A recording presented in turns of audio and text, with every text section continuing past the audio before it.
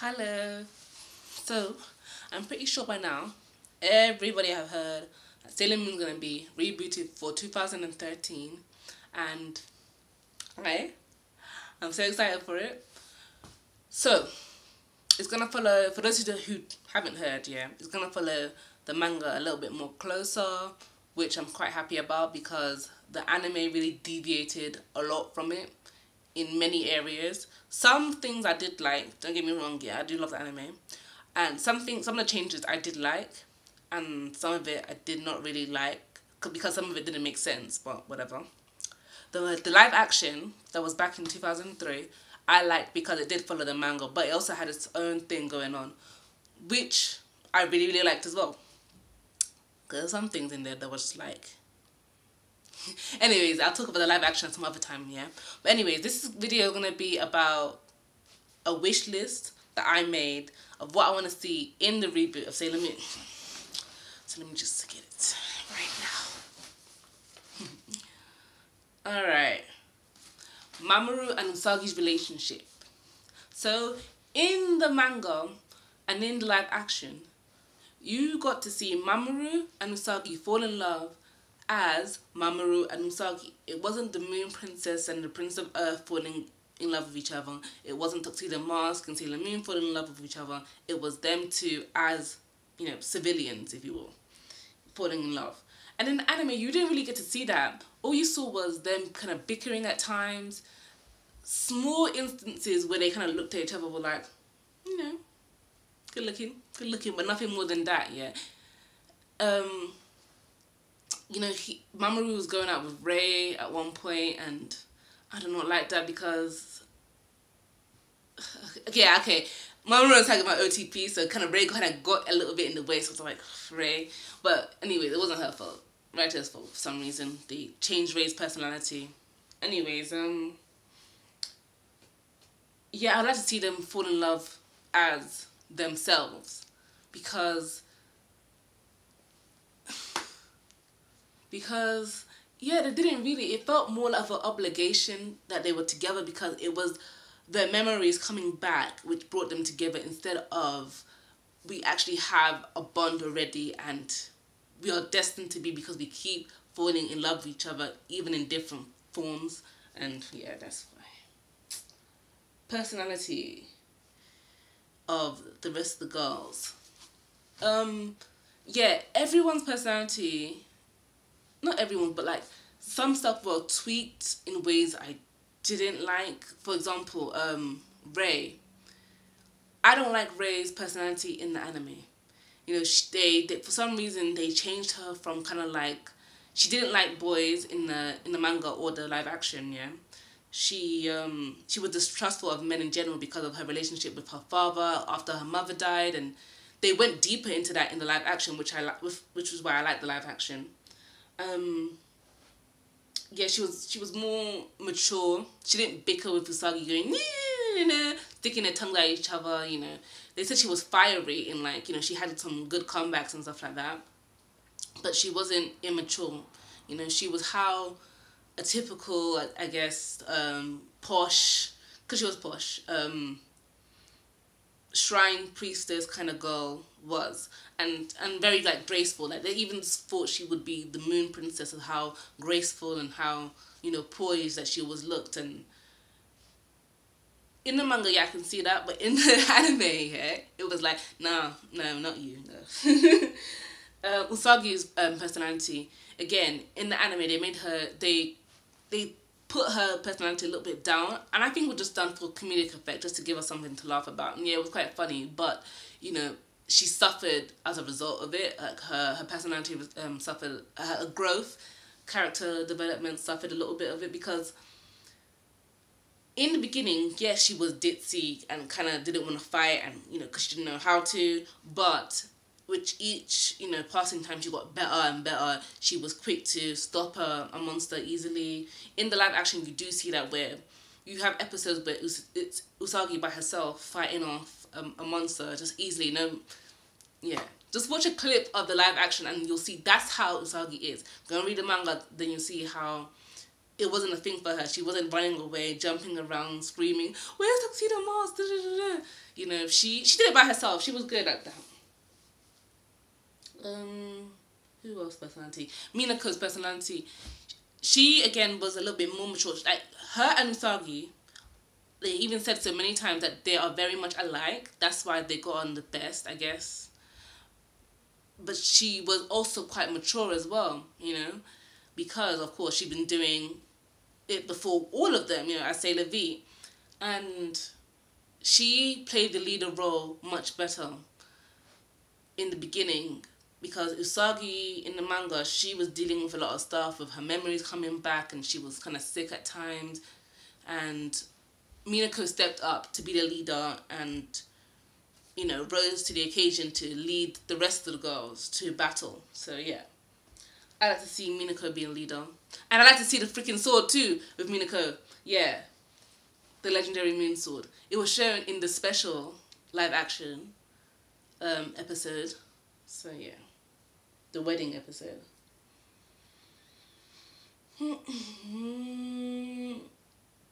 Yeah, deeper family related stuff with the inner soldiers, as well as the outer soldiers didn't really have families, but who knows, they can even put families there for them, you know. But yeah, deeper family related stuff for the girls, because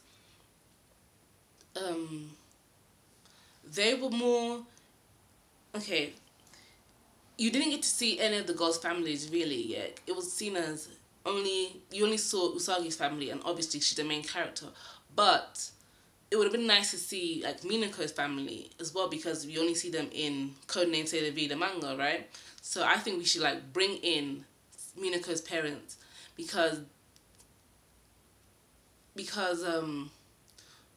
it seems overly suspicious because Minako was traveling different places, and come on, they had to have clocked onto that. So yeah.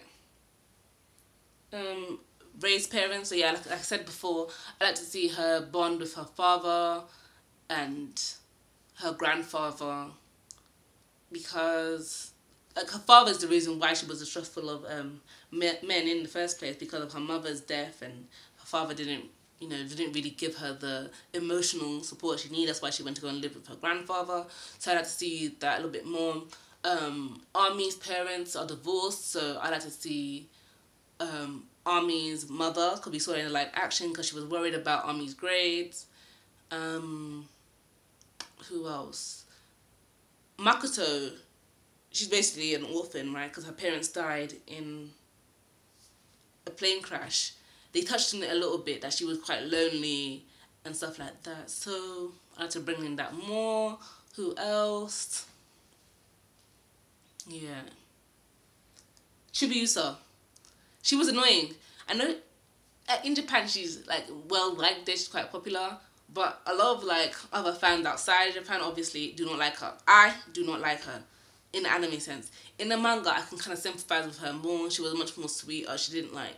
She wasn't a brat, but in the freaking anime, she was a brat. I did not like her. I was like, okay, you see in the dub, yeah, how they cut out freaking everything, yeah.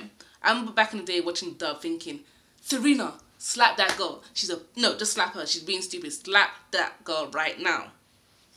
She never did. Then, the first time I watched the sub, yeah, back in the day, and then Usagi was like, pow! Yeah, put her on the knee and was like, pow, pow. I was like, good, yes, thank you, Usagi. That's what you're supposed to do. That's what you are supposed to do. Yes. Yeah. So make Chibiusa less annoying, because yeah, I did not like her. I liked her more in the manga, obviously. Yeah. Mamoru. In the manga again, Mamoru is more important than he was in the anime. For example, remember in season 4, arc 4, the dream one with the Dead Moon Circus, and they were looking for the Golden Crystal and Ellison and Pegasus. Well, the Golden Crystal belongs to Mamoru, yeah. It's like it worked in conjunction with the Silver Crystal and Chibiusa's pink Future Crystal all together to defeat Nehelenia and the Dead Moon Circus clan, right? So yeah, Mamoru was much more important. He had powers, you know. He had this kind of psychic ability, like a healing power, and what else? he had an actual energy blast, like blast of energy that could just kill a monster really like that. So he was much more powerful. He was younger too. He was like 16 when they first started out. He was 16. They aged him up in the anime, which I did not like, because it just seemed kind of creepy. This grown-ass uni guy hanging around these girls when he was 16. 2 years, that's nothing, so yeah.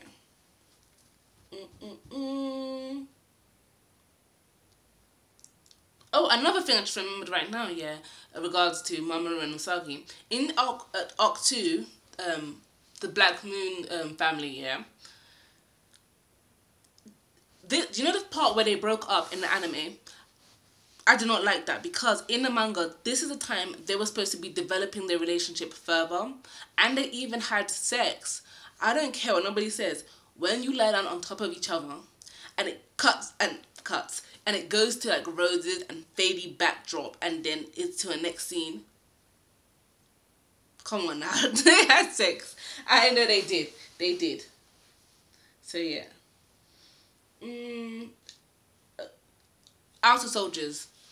I want to see more of them, especially Saturn and Pluto, because I don't think they got enough screen time. Especially Saturn. She didn't even get a transformation sequence, and they changed up her storyline a lot.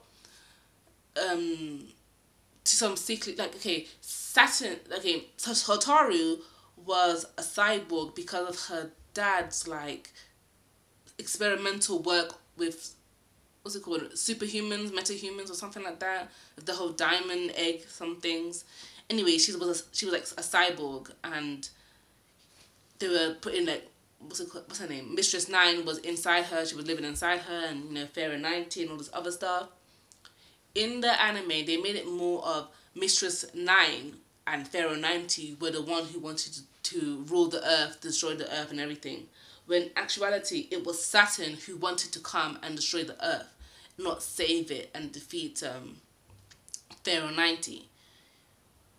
They kind of changed it up a bit. And I can see why they changed it up, but I like to see Saturn be the soldier of death and destruction, because that's what she is, silence and everything. Pluto. Pluto's role was much more bigger in Arc 2. She was the first outer soldier we got to see in general, so she had a more important role. She was the catalyst of Chibiusa turning back good, because Pluto was her, and Pluto, you know, was her only friend. Yeah. And Pluto was responsible for saving the day, you know, in Arc 2. She was, yeah. She helped a lot of them, and she died because of it. Uranus and Neptune. I can't get enough of them. Just more of them too in general as well. I know they were there a lot, but still, I love them too. So more of them. Villains. I don't want some more complex villains.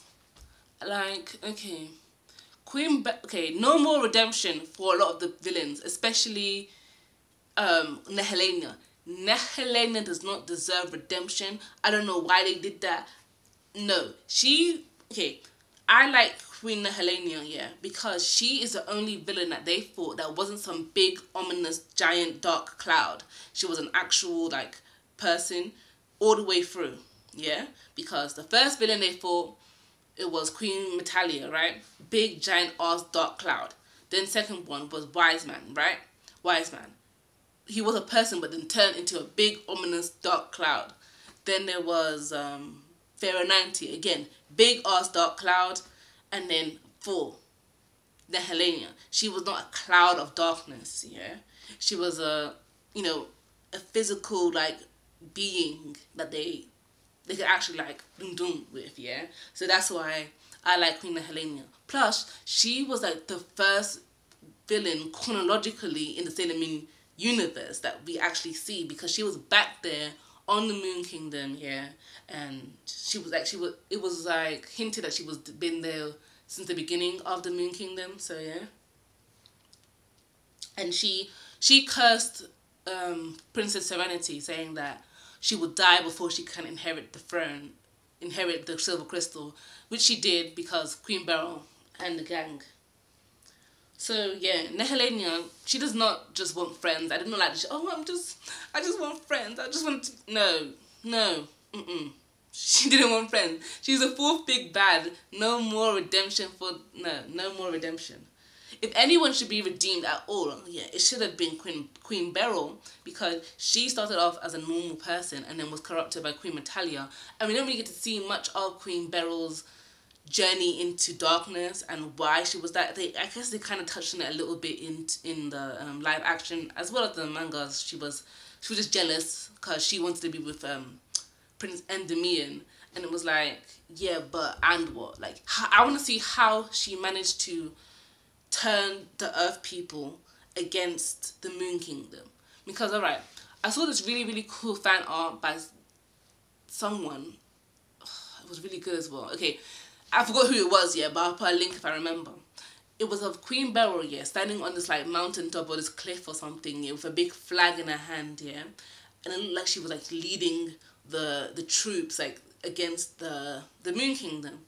So I want to see kind of like how she was a normal, like, witch woman and then became, you know, red-haired Queen Beryl because she had black hair before. If you go and look at the materials collection photo books and stuff, you'll see how she used to look like. So yeah, I might even do a video about Queen Beryl, what I like to see from Queen Beryl, because I like Queen Beryl. She was the first, you know, she's the only villain you get to see in every single, like, Sailor Moon, whatever you call it, series. As in the anime you see her, in the manga you see her, in the live action you see her. Do you see her in the musical? It's been a while since I watched the musical, so I don't know. Sailor Stars, Starlights. Yeah, make them back into, like, the thing is, I don't really mind if they do stay as women transforming into men, transforming into women, because, you know, whatever. But the creator didn't like that, so I guess she would want them to be how she envisions them, which is women who are just dressing up as men to perform and call out for their princess. And I want to see the princess in her sailor outfit, because she, you know, everyone is, you know, every planet you have sailor soldiers for that, and I want to see her Sailor Soldier outfit because she did help Sailor Moon by transforming into a Sailor Scout, Soldier, whatever. Every single Sailor Senshi that there was, I like to see them together. I want to see Sailor Chi, Sailor Phi, like everyone who didn't make it in the anime. I want to see them. I want to see Human Artemis and Human Diana, and who else? Sailor Heavy Metal Papillon, yeah. Sailor Persephone, something Greek related, yeah. I want to see the Maenads, Ellison being the actual golden palace of Earth. Who else was there? Oh, Sailor Mars's guardians, Phobos and Demios, because those were her guardians who gave her Mars crystal and gave her the power up to become Super Sailor Mars, or was Eternal Sailor Mars or something. The asteroid Senshi, Sailor Juno, Sailor Vesta, Sailor Ceres, and Sailor Pallas, right? I want to see all four of them because Sailor Saturn reawakens them, yeah? Well, no, what happened in the thing again? Basically, Sailor Saturn explains to the girls, yeah, that they are Chibiusa's guardians in the future. Like, they are the inner soldiers for Chibiusa. Yeah. And if possible, yeah, I know this is like hoping against all hopes. Can we get like a 3-episode OVA? Not even like free, see free. I would like 6 or 12, but like 3-episode OVA of Sailor V. Like codenamed Sailor V. Because I've seen some really good opening sequence, yeah? And it's like, my dumb ass thought they were real. It's like, oh, it's gonna be real. It's real. I would like to see that, Sailor V. Who else? Parallel Sailor Moon, that'd be nice. And who else was it? Like, even like a small special little episode that's set in the future in Crystal Tokyo, where Sailor Chibi Moon and the asteroid Senshi and Sailor Saturn, you know, the new generation, basically, the youngers, yeah, like, go off and start fighting some of the new bad guys who want to try and start something. So that'd be cool. Just seeing that, if possible. I'm not asking for much, but, like, that's what I'd like to see. So, yeah, that's it. That's the whole wish list. Probably won't happen. Some stuff might happen, but who knows. Anyways, bye.